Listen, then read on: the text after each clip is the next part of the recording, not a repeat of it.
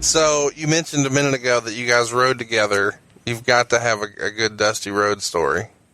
Well, when Dusty first came in and nobody wanted to ride with him, we did a tour through the Northeast, and Dream and I rode together in my little tiny Honda Prelude. And for those of you who don't know what a Honda Prelude is, it's basically a little two-seater sports car made by Honda. Small. And Dusty and I picked him up, and we made the Northeast run and so on and so forth. And along this run, it was Dusty's first house show run with the WWF at the time. And I'm telling Dream things like, Dusty, being on our TV, you're going to have more notoriety than you ever dreamed of, pun intended. Right. And he would look at me and just be like incredulous. Pongin, I am the second most recognizable athlete in the world. Second only to Muhammad Ali. And I just kind of look at him like going, well, you know what? I'm willing to bet worldwide Hulk Hogan's maybe a little more recognizable than you. And there's probably a few others. And so I knew I from the very first response that he was the second most recognizable athlete in the entire world, second only to Muhammad Ali. I knew that bothered him a little bit. Right. That I would question his notoriety. Sure. So I kind of needled him on the whole trip and everything. I said, you got to understand, Dream, you're going out here tonight. They're not going to know who you are. But once you get on our TV and you get that exposure, the audiences are going to get to know you, and you'll start getting responses again. But don't expect it at first, because they don't know who you are, really. I'm the second most recognizable athlete in the entire world, second only to Muhammad Ali. Now, if you can imagine 4 days in a Honda Prelude of listening to the second most recognizable athlete in the entire world today, second only to Muhammad Ali, I'm like, okay, man, I get it. You're second most recognizable athlete, so on and so forth. So we end up the tour in Hershey, Pennsylvania, and we're coming back, and he's staying in Manhattan, and I lived in Connecticut. So I got to drop him off, and then I'm heading home. So it'd been a long 4 days with Virgil and Pumpkinhead in this tiny little Prelude.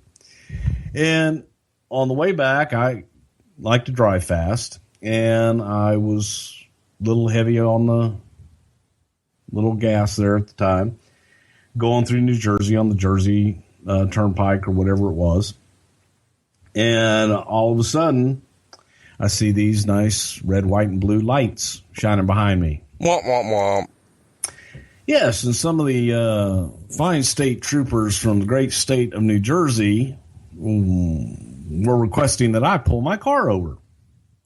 And as I'm doing this, I share with Dusty that there might have been a substance in the trunk of my car that wasn't altogether universally legal at the time. In today's day and age, the substance I had is legal in several states and prescribed by doctors. But at that time, it was kind of frowned upon. So it was heroin. Never did heroin. So anyway, but I did inhale. So as we, so I'm like going, okay, be cool, man. Because in Texas, if you go over, like, I think it's 96 or whatever the speed limit is, man, they just take you straight into jail. Right. And I know I was going over 100. So we pull over. Now roll the windows down, and this can go one of two ways. Because you're either going to get nice cop or you're going to get asshole cop. Well, the police approached my car, one on each side. I rolled both windows down, and the guy comes over, asks for license and registration. I give it all to him, and he asks me a question. He says, do you have any idea how fast you were going? Before anything can come out of my mouth, Dream pipes up with, officer, last time I looked over there, he was doing at least 88 miles an hour. I told him to slow down. Wow. All right. Thanks a lot, buddy. And the cop shines the light in both of our faces and asks that dreaded question. Oh, no, actually, I take it back. He didn't ask the question yet. So he takes my little thing. He walks back to his car, and they sit back there what seems like forever.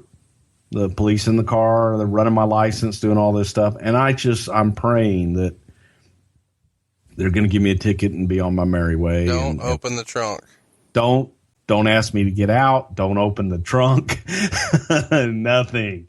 Because Dream was, had a few beers on the other side of the car as well.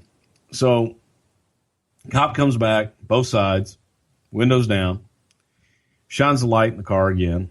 And he says, are you guys wrestlers? So here's where the decision comes. Right. Do you say yes, and hopefully the guy's a fan and going to give you a break? Or do you say yes and he's not a fan and he hates wrestlers and he just messes with you? Or you say no and you just go on your merry way? Now, I'm completely out of makeup. I've got really long hair. My hair's dry and it's all down, and I don't look anything like that guy on TV, Brother Love. And I answered the question, yes, sir, we are. Hoping that the guy sitting next to me might help me get out of this. Because he is the second most recognizable athlete in the world, second only to Muhammad Ali. And the cop looks at us, and he's shining the light right in our face. He says, man, can I ask you a question? He goes, are you Brother Love?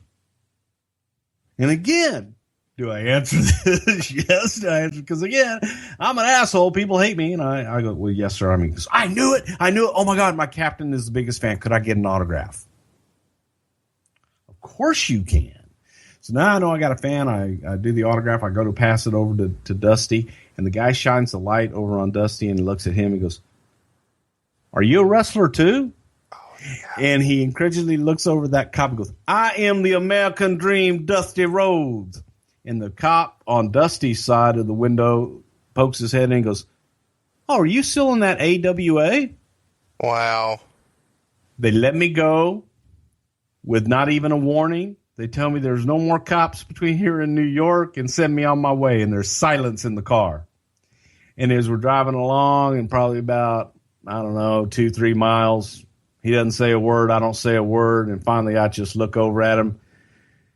And I say, second most recognizable athlete in the world, second only to Brother Love.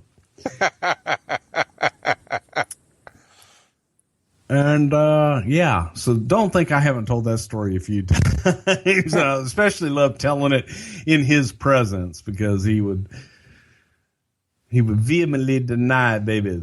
No, Dusty was great, man. I loved traveling with Virgil. Well, man, that was a great story. I can't think of a better way for us to end our Dusty Rhodes story. What happened when Dusty Rhodes came to New York? And now we know the rest of the story. When we started the show back in August of 2016, I don't know what people expected, but I know that it wasn't overwhelmingly positive. I saw a ton of feedback online with people saying like, wait a minute, who wants to hear a Brother Love podcast? And there were people out there who were boo birds, and they had just seen a lot of shoot interviews and sort of repeated what they heard in shoot interviews. Oh, Bruce is a stooge and he's lazy or he's this or he's that. But Bruce never policed any of the narrative. He was always just behind the scenes. But what they got to see in this very first episode was Bruce is a damn good storyteller. And he was at the right hand of the most powerful man in the history of wrestling. So he was involved in a lot of major stuff, and his ability to tell stories and do impressions, it was going to be something special. And Something to Wrestle is the foundation for what we've done with all my other podcasts. The success of this allowed me to spin off into shows with Tony Schiavone and Eric Bischoff and Arn Anderson and Jim Ross. And of course now even Kurt Angle, who's coming out every Sunday. But without this show, I don't know that any of that would have happened. So I'm thankful it happened. I'm thankful we got to do a remix, and I'm thankful that we're going to be back next week with new original content, or at least that's the plan. Of course, I'll be here ready to call an audible if we need to, because I'm glad we get Bruce when we get him. Our plan today was to cover Trish Stratus. We're still hoping to get there. We've got an incredible Undertaker episode tracking down all of 98 and 99 coming your way. We've also got WrestleMania 12 and WrestleMania 22 on deck just in time for WrestleMania. I have no inside information, but I'm hopeful that this year's WrestleMania is a little different than last year. So I'm ready for things to be back to normal, whatever that even is at this point. But one thing I'm excited about no matter what is being back with you every single week. We can't thank you enough for all of your continued support. It's been so fun to go back and revisit this episode. Of course, the story that everyone still talks about to this day, the whole second most recognizable athlete in the world. Great stuff. By the way, I'm probably going to get in trouble for talking about this, but once upon a time when Bruce and I did that European tour a few years back, we were piggybacking live wrestling shows, and the main event for all of those shows was supposed to be Cody Rhodes. Cody had injured himself, so he wasn't able to actually wrestle in the ring, but he was still making appearances. And he guested in one of our live shows. He was like a surprise guest, which was pretty cool. Until it wasn't. I don't think that Bruce knew that Cody absolutely hates Dusty impressions. So here's a pro tip. If you ever get a chance to meet Cody Rhodes, great guy, but in the middle of the conversation, don't launch into a Dusty impression. That doesn't work for him. And I get it. I think I'd probably feel in a similar manner. But Bruce did not know this. So in an effort to be entertaining, now in front of a crowd of, 600, 700, 800 folks, he picks up our cardboard cutouts. We used to have heads on sticks like they do in Pardon the Interruption. So it's an actual picture of Dusty Rhodes' face on a paint stir stick. And he holds it up and the audience starts laughing. And then he turns to the left and there's Cody now staring at a cardboard cutout of his dad. And Bruce launches into the impression. And he's trying to be funny, but he's talking about his wife, not Cody's wife, Cody's mom, because remember in this scenario, Bruce is Dusty. And I am mortified knowing, oh no, Cody doesn't like this, but Cody was a good sport, laughed, the crowd loved it. And, we lived to tell the story. And now fast forward, boy, that'll never happen again. First of all, there's no more live shows. We're in the middle of a pandemic. Secondly, even if there was, Bruce has no time. He's back with WWE. And I'm pretty sure Cody's not available either. It's just funny how quickly life can change. I was thinking about this the other day. We did the show for 2.5 years before Bruce went back to WWE. And now we've been rolling for more than 2 years. I guess 25 months since he's been back with WWE. And yes, we've missed some shows here and there and had to do things like this, call an audible and do a remix.